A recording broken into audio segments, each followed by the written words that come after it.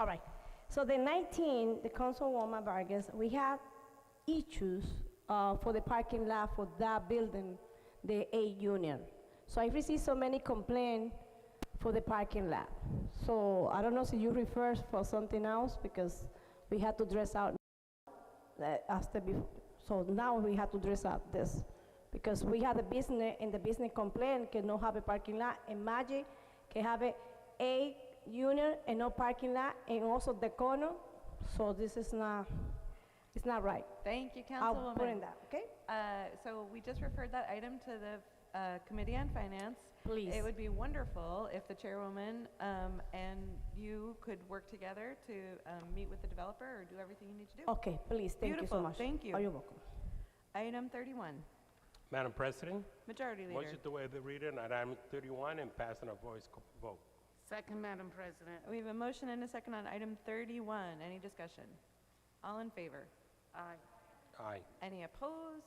Any abstentions? The motion passes. Item 32, Madam President, Majority Leader. motion to withdraw by sponsor. Second, Madam President. We have a motion and a second to withdraw by request of the sponsor, and I'll share some more information. So the sponsor is currently in the meeting that this resolution is requesting in a Zoom meeting. And so he felt that it would be prudent to give that meeting a chance to convene. So we have a motion and a second. Any further discussion? All in favor? Aye. Any opposed? Any abstentions? Motion passes. The item's withdrawn. Item 33, Madam President, Majority Leader. motion to waive the reading for item 33 to 37 and pass on a voice vote. Second, Madam President. We have a motion and a second on items 33 through 37. Any discussion? Councilwoman Peterson. Thank you very much. City Clerk, would you be willing to read number 35 for me?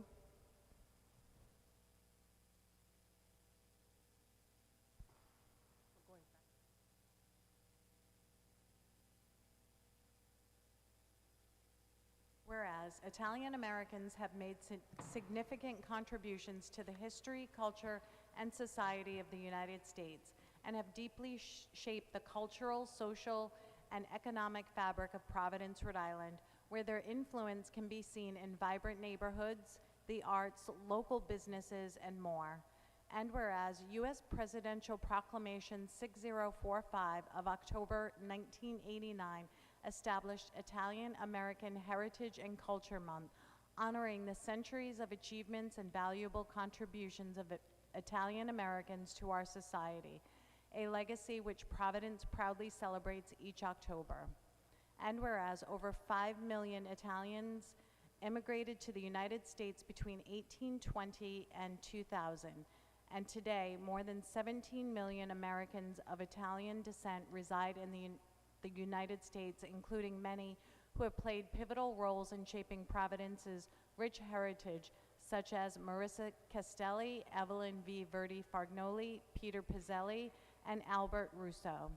And whereas, while we celebrate Italian heritage, we must also acknowledge the history of Italian exploration and colonization, which contributed to the oppression and displacement of indigenous peoples, particularly in the Americas, and recognize the lasting impacts colonization has had on the original inhabitants of this land.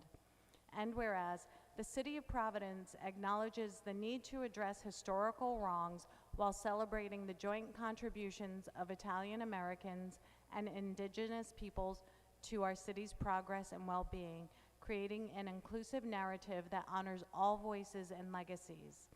And whereas both Italian Americans and indigenous peoples have persevered through adversity, and their shared contribution to Providence's economy, culture, and governance are a testament to their strength and resilience.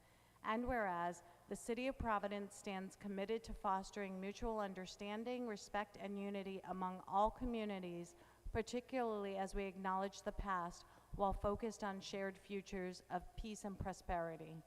Now therefore be it resolved that the City of Providence does hereby proclaim October as Italian Heritage Month, celebrating the cultural heritage, contributions, and achievements of Italian Americans while also honoring the resilience and successes of indigenous peoples, including those of Italian descent who have contributed to our city's rich and diverse heritage. And be it further resolved that the City of Providence reaffirms its commitment to fostering mutual respect, unity, and shared futures, recognizing both the contributions of Italian Americans and the need to address the historical injustices faced by indigenous peoples as we move forward together in the spirit of equity and cooperation. Thank you. Madam President, thank you for giving me the opportunity to speak on this. I think at the very least my colleagues know that while I very much celebrate the richness of my Peruvian culture, I do very much also celebrate the richness of my Italian culture. So I think it's important as a bicultural person to represent and support, but also recognize what it means to many of us as we continue to move on and progress in what the future looks like for not only us here in Rhode Island, but all over the world. So this resolution, both celebratory and reflective, is one that honors the proud contributions of Italian Americans to rich history and fabric of Providence, while also acknowledging the importance of our indigenous people in that very same legacy. We proclaim October as Italian Heritage Month, and we recognize the profound impact Italian Americans have had on our city and our nation, shaping our neighborhoods, our arts, our business, our culinary culture, and more with vibrancy. But it is extremely important that we also acknowledge a deeper and more complex history. We celebrate our Italian heritage, but we can't ignore the legacy of Italian exploration and colonization that played a significant role in displacement and oppression of indigenous peoples. That lasting impact of history still resonates with original inhabitants of this land and of other lands, and we should acknowledge that truth as we are to move forward together.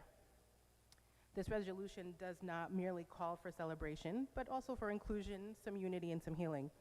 It reminds us that both Italian Americans and indigenous peoples have persevered.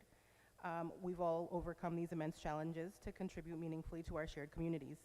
And the City of Providence stands as a testament not only of that, but to also the strength and the contributions for all of us and through all of us in terms of the economy, the culture, and its governance.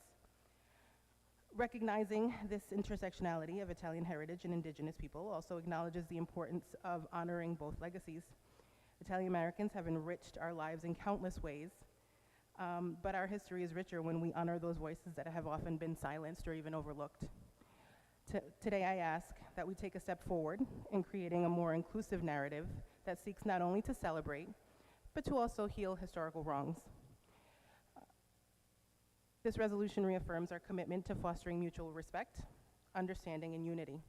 And as we celebrate these achievements and contributions of Italian Americans and indigenous people alike, we should also honor the resilience of those whose ongoing fight for recognition and justice continues to inspire us all. Together, I stand committed, and I hope that you'll commit with me to building a future where all of our voices are heard, all of our contributions are valued, and our shared history is acknowledged with both pride and humility. Thank you. Thank you, Councillor. Further discussion on items 33 through 37, Councillor Reyes. Madam President, I just want to thank my colleague from Ward 14 for introducing this resolution. I appreciate this resolution in its entirety, and I just want to state that not too many of my colleagues know this, but I'm also of Italian heritage, and I'm beginning to reconnect with family members that I didn't really grow up with, and by extension, I've been reconnecting with my Italian heritage. And a fun fact for you all is that my family, the Italian side, via the Ventiseque family, they were among the first to establish home in Silver Lake. And so they actually have, my family's actually etched into stone, literal stone, on a statue in Silver Lake. And so I just wanted to share that. Some folks have told me that when I was campaigning to be councilor of the North End, that I should mention that. But I wanted to just mention that, and again, thank Councilor Peterson for introducing us. Thank you. Thank you, Councillor. Before we move on, I'd like to recognize that Councilman Goncalves has joined us. So noted. Further discussion on items 33 through 37. Hearing none. Councilwoman Vargas. I agree with this because I have a very good friend, passed away, Beanie. Always he teach me, Anna, be on time, Anna, do this and do that. So that's what I learned by, he from Italy, but it's, you know, I went there and I love it when I go back and celebrate that when I went to the hours. So I see all the people from all over the world to feel like I belong here. So that is very good for you, Shirley, to do that. Because we celebrate us and we feel proud. So now celebrate for this community because have a long way in here to teach us the very good food. Who love pizza? I love pizza, you know, that's why I support that. Thank you, Councilwoman. Further discussion on items 33 through 37. All in favor? Aye. Any opposed? Any abstentions? Hearing none. Abstaining on all items? 37, please. Okay. One abstention on 37. Madam President, Councilman abstain Vargas. on number 37 too. Okay, so No, I'm sorry, no, number 36. number 36. And 37, Councilman? No. Okay, so I am hearing 13, right? 13 ayes on items 33, 34, and 35. 12 with one abstention on 36, and 12 with one abstention on 37. Did I get that correct? All right, all the motions pass. And I would just like to take a point of personal expression to thank Councilwoman Peterson for that thoughtful resolution. Thank everyone who joined me in celebrating Federal Hill this weekend. And there's a few more to come based on work we did last spring, so thank you. Item 38, please. Madam President, Majority Leader. motion to waive the reading on item 38 through 40 and pass for the first time on a roll call vote. Second, Madam President. We have a motion on items 38 through 40 and a second. Any discussion? Madam Clerk, please call the roll. Council President Miller, Aye. Deputy Majority Whip Anderbaugh is absent. Councilwoman Anthony, Aye. Majority Leader Espinal, Aye. Senior Deputy Majority Leader Gonsalves is absent. Councilwoman Graves is absent. Deputy Majority Leader Harris, Aye. Councilwoman Peterson, Aye. Council President Pro Tempore Pichardo, Aye. Councilor Royas, Aye. Councilwoman Ryan, Aye on 38. that was 39 and 40. Majority Whip Sanchez, Councilman Taylor, Aye. Councilwoman Ana Vargas, Councilman Oscar Vargas. Aye. So you have 12 ayes and 3 absent on 30. And Councilwoman Ryan is abstaining on items 39 and 40. The motion carries. The matters are approved for the first time on a roll call vote. Thank you, Madam Clerk. Item 41. Madam President, Majority Leader. motion to waive the reading on items 41 and 42 and pass on a voice vote. Second. We have a motion and a second on items 41 and 42. Any discussion? All in favor? Aye. Any opposed? Any abstentions? Hearing none, the motion. Abstain on 41 and 42. Okay. Here we have 11 ayes on 41 and 42 and 1 abstention. The motion passes. Item 43. Madam President, Majority Leader. motion to waive the reading on item 43 and receive and approve. Second, Madam President. We have a motion and a second on item 43. Any discussion? All in favor? Aye. Any opposed? Any abstentions? The motion passes. Item 44. Madam President, Majority Leader. motion to waive the reading on item 44 and pass for the first time on a roll call. We have a Second. motion. Thank you. We have a motion and a second. Any discussion? Councilwoman Peterson. Thank you. Thank you, Madam President. Councilors, I hope that you will support this ordinance request. And I want to walk you through the reason, or really how this kind of came about. You know, we have, all of us, I'm sure, have been called with complaints of overgrown grass, excessive dumping, fences torn down, and oftentimes, while we, or 311, you know, DIS gets involved, the process tends to take significantly longer than how we can address it with just as simple as a phone call. So the thought behind this was to request property owners with 6 or more units, or 6 or more properties, to provide some basic contact information. It's the name of a person that's local, that lives in Rhode Island, that their address, a phone number, and an email, just for us to be able to address some of these low-hanging fruit concerns that sometimes bog down what DIS needs to do, or the process that it takes us to address quality of life concerns in a much quicker and easier pace. So this process actually, we started this quite a few months ago. I think when I presented this idea, it was in March or April. And DIS has been very heavily involved, and we reviewed it with several other city departments and the administration to really ensure that, one, we weren't taking on a totality of way too much work on our hands, that we could provide this one basic seeming function, give it, you know, the attention it deserves, so it's not just another unenforceable situation that we come across sometimes when we're dealing with our ordinances, but really also creating something that will allow us to address, like I said, these really immediate things that we know would make our constituents happy. It also allows for a chance to not start the clock on what fines are taken on by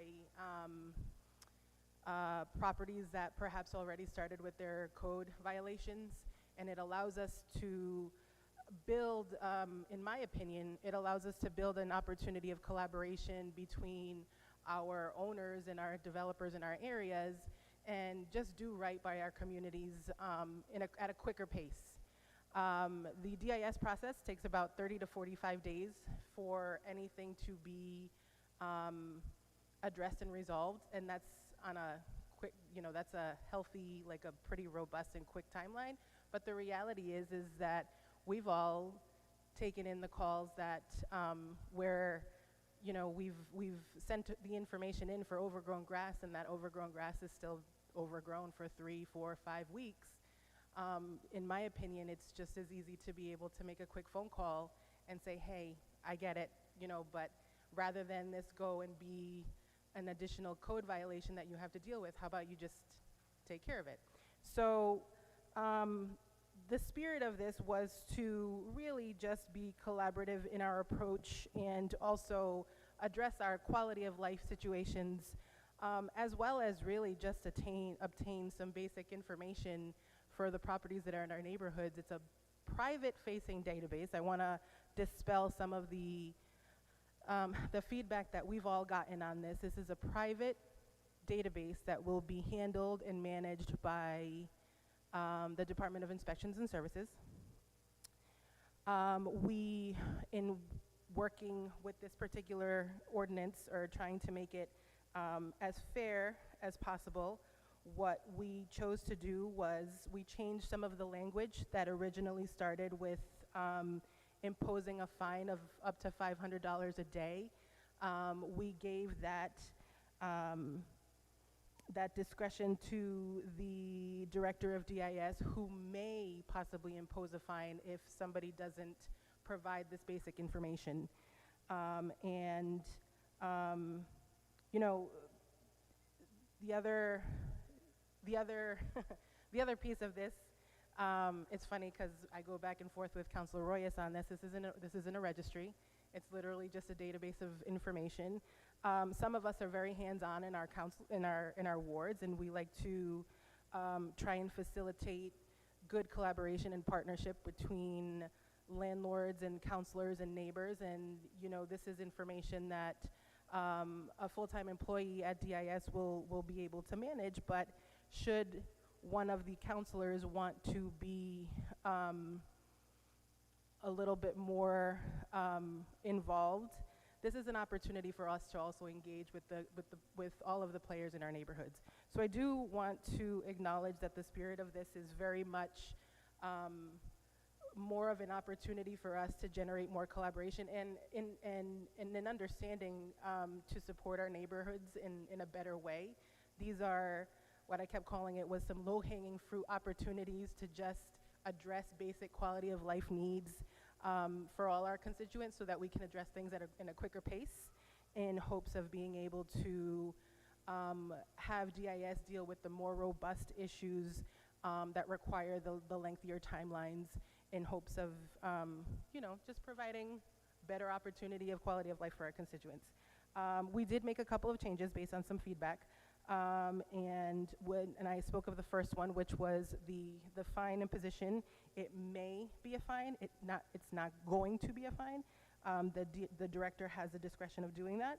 And we did also hold a public hearing as well as vetted this pretty consistently through city services, various city services, and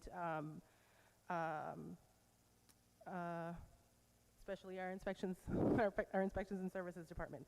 Like I said, I really do hope that my fellow counselors are in support of this. This is basic information. This isn't information that's looking to be shared with everybody or it's going to be public. It is not a registry. And there isn't outside of the potential of a fine if you choose not to give information at the discretion of DIS. There's no cost attached to it. It's a very, very easy opportunity for us to do right by our constituents and work in hand with our landlords in the city. Thank you. Thank you, Counselor. Other discussion on item 44? Madam Clerk, please call the roll. Council President, sorry. Oh, perhaps yes, you didn't see me. Councilwoman Ryan. Thank you.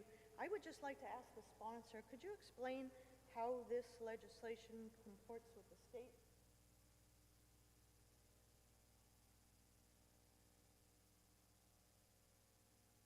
How does it work? Is it a redundancy? So in terms of the redundancy, one of the things that I do want to bring up is that the state registry is and thank you for the question. The state registry is something that is specifically dedicated to lead. However, the state registry requests information for properties and housing stock from 1978 prior, if I'm correct on the date. We're asking for our owners that have 6+ units for everything built yesterday all the way back. So in terms of what we can obtain from the registry from the state, I'm actually not necessarily sure to the extent of what a municipality can obtain for information, but this particular private database is solely for the city to be able to have in support of addressing some of these quality of life needs that we're looking to do. Any further questions? Thank you. The negative comments that I've got is the redundancy, so thank you for the explanation. Appreciate it. Any further discussion? Item 44. Madam President, Majority Leader Espinal. thank you. And thanks to the sponsor. I feel that it's important to know that this is not effective upon passage. It'll be effective February of 2025 next year if it passes. Thank you. Thank you. Thank you, Majority Leader. I forgot to mention that piece. Further discussion? Okay. Madam Clerk, please call the roll. Council President Miller. Aye. Deputy Majority Whip Anderbaugh is absent. Councilwoman Anthony. Aye. Majority Leader Espinal. Aye. Senior Deputy Majority Leader Gonsalves is absent. Councilwoman Graves. is absent. Majority Leader Harris. Aye. Councilwoman Peterson. Aye. Council President Pro Tempore Pichardo. Aye. Councilor Royas. Aye. Councilwoman Ryan. Aye. Majority Whip Sanchez. Aye. Councilman Taylor. Aye. Councilwoman Ana Vargas. Aye. Councilman Oscar Vargas. Aye. You have 12 ayes, 3 absent. The motion carries. The matter is passed for the first time on a roll call vote. Thank you, Madam Clerk. Item 45, Madam President, Majority Leader. motion to waive the reading on item 45 through 48. Second, Madam President. We have a motion and a second. Any discussion on items 45 through 48? All in favor? Any opposed? Any abstentions? The motion passes. Madam Clerk, please refer items 45 and 48 to the Committee on Claims and Pending Suits and note 46 and 47 as received. So noted. Councilors, I'd like to take a moment to just have a point of personal expression. Tonight we referred item 30 to the Finance Committee. That is a resolution requesting the allocation of an additional $1 million to the Providence Public School Department under a condition of a third-party audit. And I think this is a conversation that we've been having together for quite some time, certainly in the last budget. We have shared concerns about transparency with the Providence Public School finances. I would really encourage people to attend that Finance Committee meeting and discuss this resolution. You know, there's strong conversations to be had that put our students first and also make sure that we have adequately and reasonably are in control of the finances of the schools. And so when I heard that there were cuts to like student-facing services in the face of kind of ever-changing budget deficit numbers, I had some very strong concerns. I know they're shared amongst the city. Thank you all, and that will be coming up in finance. Majority Leader, I'm sorry, Madam Clerk, may I please have item 49? Majority Leader. Motion to waive the reading of item 49 and pass on a voice vote. Second, Madam President. We have a motion and a second. Any discussion on item 49? All in favor? Aye. Any opposed? Any abstentions? The motion passes. Madam President, Majority Leader. being that there's no further item on the calendar, motion to adjourn. Second, Madam President. We have a motion and a second. Any discussion?